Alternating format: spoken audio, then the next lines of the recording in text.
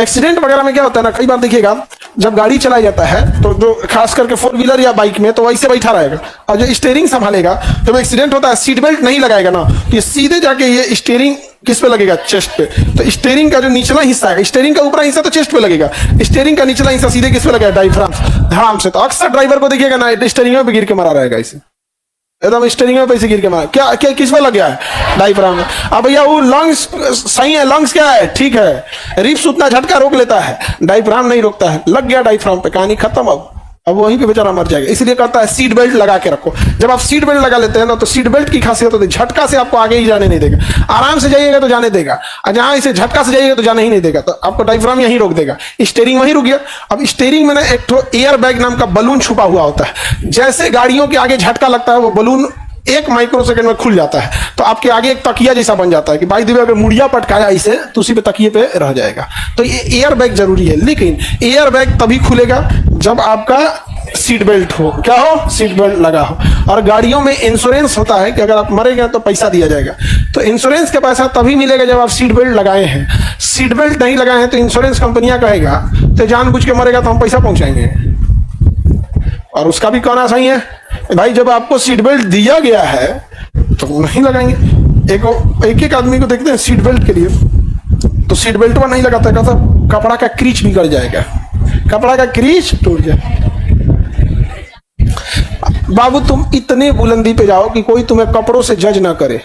यदि लोग कपड़ों से जज करते हैं तो आधी धोती पहनने वाला गांधी की फोटो आज नोट पर नहीं होती। नहीं समझे? अभी की इंडिया के लोग जो होते हैं ना बड़ा ज्यादा जज करते हैं तुरंत किसी किसी को। आज आप असली हीरा की अंगूठी लड़का या लड़की पहन के देखो, सब कहेंगे सब कोने मेला में से खरीदे हो। जब तुम्हारा रिजल्ट हो जाएगा तुम नकली खरीदना, सब कहेंगे सब वाह नौकरी लगते सीधे हीरा का अंगूठी। देख रहे हैं बड़ा तेज, मतलब क्या कहिएगा आप।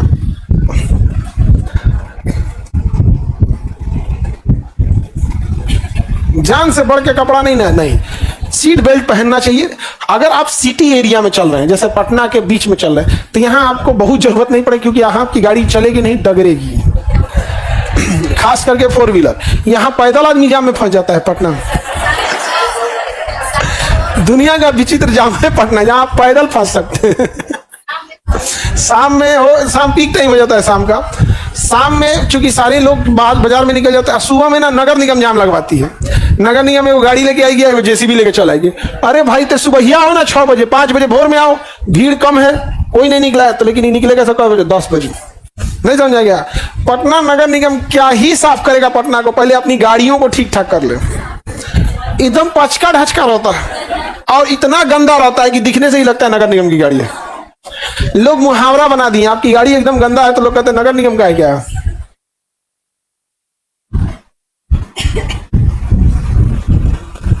सर कुछ तो बोझता ही नहीं है, सीट बेल्ट होता कौन सी है, तो बता देना चाहिए लोग को।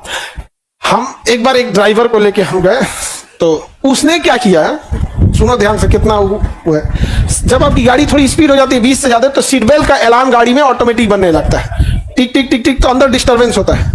तो हम क्या सीट बेल्ट लगा लो, तो कई बार कभी इधर उधर जाना रहता है तो जरूरी नहीं कि वो ड्राइवर अवेलेबल हो, तो क्या किया ना, सीट बेल्ट आगे से लगा के, तब नहीं इसमें खोसना चाहिए, तो सीट बेल्ट को पीछे से लगा के उसमें खोस दिया।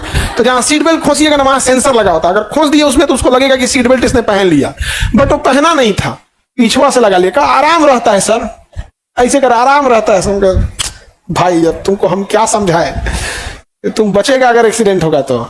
लेकिन लोग बहुत ढीठ होते हैं, इस मामले में बड़ी ढीठ होते हैं। आगे बढ़े।